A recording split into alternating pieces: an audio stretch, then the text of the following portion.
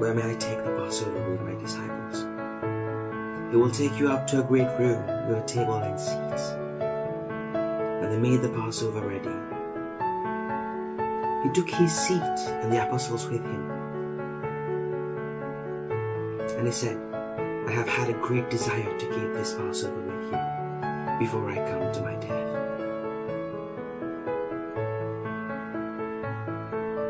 And he came out and went, as his way was, to the mountain of Olives, and the disciples went with him. And they came to a place which was named Gethsemane, and he said to his disciples, Be seated here while I say a prayer. And he took with him Peter and the 2 sons of Zebedee, and became sad and very troubled. Then says he to them, My soul is very sad, even to death. Keep watch with me here. And he went forward a little, and falling down on his face in prayer, he said, O my Father, if it is possible, let this cup go from me, but let not my pleasure but yours be done. He came and saw them sleeping, and said to Peter, Simon, are you sleeping? Were you not able to keep watch 1 hour? Keep watch with prayer, so that you may not be put to the test. The spirit truly is ready, but the flesh is feeble. He went away and said a prayer, using the same words. And again he came and saw them sleeping, because their eyes were very tired, and they had nothing to say in answer. And an angel from heaven came to him, to give him strength. And being in great trouble of soul, the force of his prayer became stronger, and great drops like blood came from him, falling to the earth.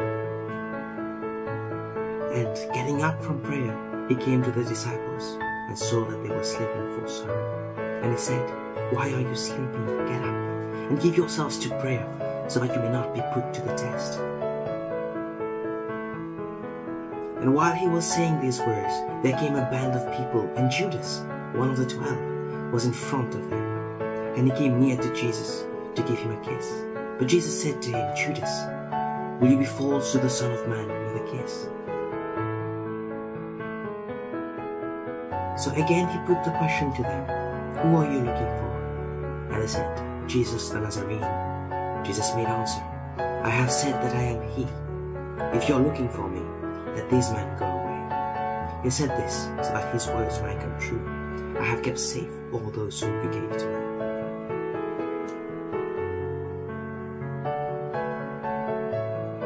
Then Simon Peter, who had a sword, took it out and gave the high priest's servant a blow, cutting off his right ear.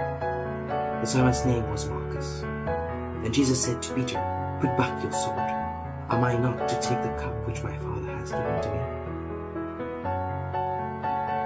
But Jesus answering said, Put up with this at least. And touching his ear, he made it well. Jesus said to them, You will all be turned away from me, for it is in the writings, I will put the keeper of the sheep to death, and the sheep will be put to flight. But all this has taken place so that the writings of the prophets might come true. Then all the disciples went from him in flight. Then the band and the chief captain and the police took Jesus and put cords around him. They took him first to Annas, because Annas was the father-in-law of Caiaphas, who was the high priest that year. It was Caiaphas who had said to the Jews that it was in their interest for one man to be put to death for the people. But he kept quiet and said nothing. Again the high priest, questioning him, said, Are you the Christ, the Son of the Holy One? And Jesus said, I am. And you will see the Son of Man seated at the right hand of power, and coming with the clouds of heaven. But with curses and oaths he said, I have no knowledge of the man about whom you are talking. And in the same minute, the cock gave a second cry, and it came to Peter's mind how Jesus had said to him, Before the cock's second cry, you will say 3 times that you have no knowledge of me. And at this thought, he was overcome with weeping. Now when it was morning, all the chief priests and those in authority took thought together with the purpose of putting Jesus to death. And they put cords on him and took him away and gave him up to Pilate the ruler.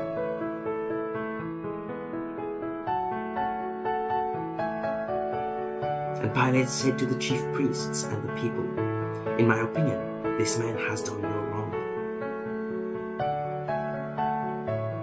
And when he saw that he was under the authority of Herod, he sent him to Herod, who was in Jerusalem himself at the time. Now when Herod saw Jesus, he was very glad, having for a long time had a desire to see him, for he had had accounts of him, and was hoping to see some wonders done by him.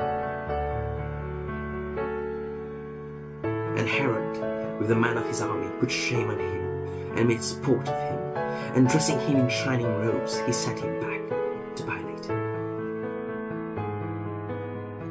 So when Pilate saw that he was able to do nothing, but that trouble was working up, he took water, and washing his hands before the people, said, "The blood of this upright man is not on my hands.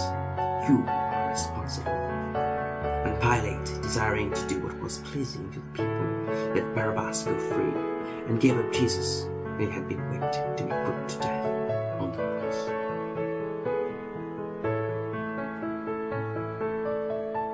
And they put a purple robe on him, and twisting a crown of thorns, they put it on him. And, as if honoring him, they said, "Long life to the King of the Jews." And they gave him blows on the head with a stick, and put shame on him, and going down on their knees, gave him worship.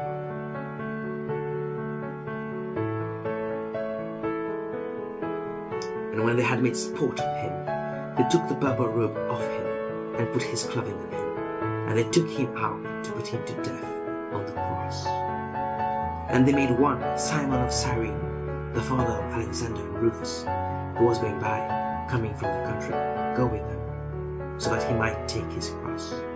And they took him to the place named Golgotha, which is Dead Man's Head.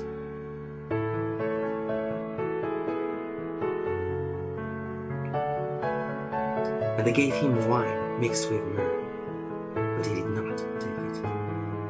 And he was nailed to the cross, and they made a division of his clothing among them, putting to the decision of chance what everyone was to take. And it was the 3rd hour when they put him on the cross.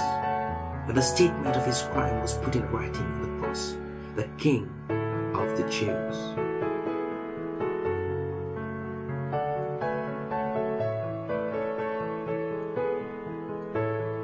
And Jesus said, "Father, let them have forgiveness, for they have no knowledge of what they are doing." And they made division of his clothing among them, by the decision of chance. And those who went by made sport of him, shaking their heads and saying, "Ha! You who gave the temple to destruction and put it up again in 3 days, keep yourself from death. Come down from the cross." In the same way, the chief priests, laughing at him among themselves with the scribes, said, "A savior of others, he has no salvation for himself." And one of the evildoers on the cross, with bitter feelings, said to him, "Are you not the Christ? Get yourself and us out of this." But the other protesting said, "Have you no fear of God? For you have a part in the same punishment." And we reasoned, for we have the right reward of our acts, but this man has done nothing wrong. And he said, "Jesus, keep me in mind when you come in your kingdom." And he said to him, "Truly I say to you today, you will be with me in paradise." It was now about the 6th hour, and all the land was dark till the 9th hour. Now from the 6th hour it was dark over all the land till the 9th hour. And when the 6th hour had come, it was dark over all the land till the 9th hour.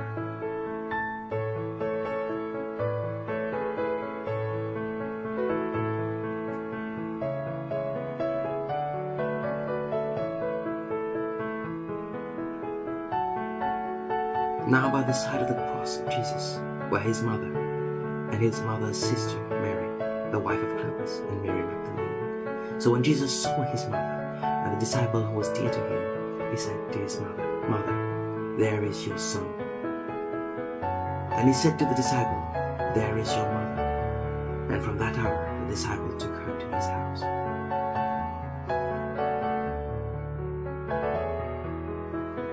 After this, being conscious that all things had now been done, so that the writings might come true, Jesus said, "Give me water."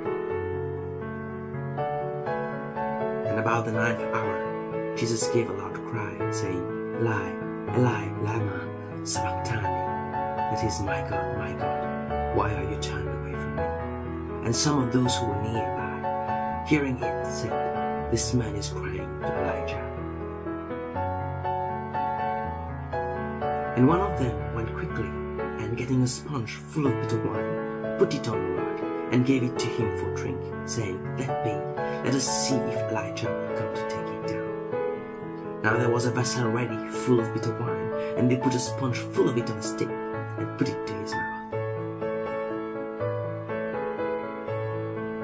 So when Jesus had taken the wine, he said, "All is done." And with his head bent, he gave up his spirit. And Jesus gave a loud cry and said, "Father, into your hands I give my spirit." And when he had said this, he gave up his spirit. And the curtain of the temple was parted in two, from end to end, and there was an earthshock, and the rocks were broken, and the resting places of the dead came open, and the bodies of a number of sleeping saints came to life. And coming out of their resting places after he had come again from the dead, they went into the holy town and were seen by a number of people. But one of the men made a wound in his side with a spear, and straightway there came out blood and water. And he who saw it has given witness, and his witness is true. He is certain that what he says is true, so that you may have belief. These things came about so that the writings might be true. No bone of his body will be broken. After these things, Joseph of Arimathea, who was a disciple of Jesus, but secretly, for fear of the Jews, made a request to Pilate to let him take away the body of Jesus. And Pilate said he might do so. So he went and took away his body. And Nicodemus came, he who had first come to Jesus by night, with a roll of myrrh and aloes mixed, about 100 pounds. Now there was a garden near the cross, and in the garden a new place for the dead, in which no man had ever been put. And he got a linen cloth, and taking him down, put the linen cloth around him, and put him in a place for the dead, which had been cut out of the rock, and a stone was rolled against the door. Pilate said to them, "You have watchmen, go and make it as safe as you are able." So they went and made safe the place where his body was, putting a stamp on the stone,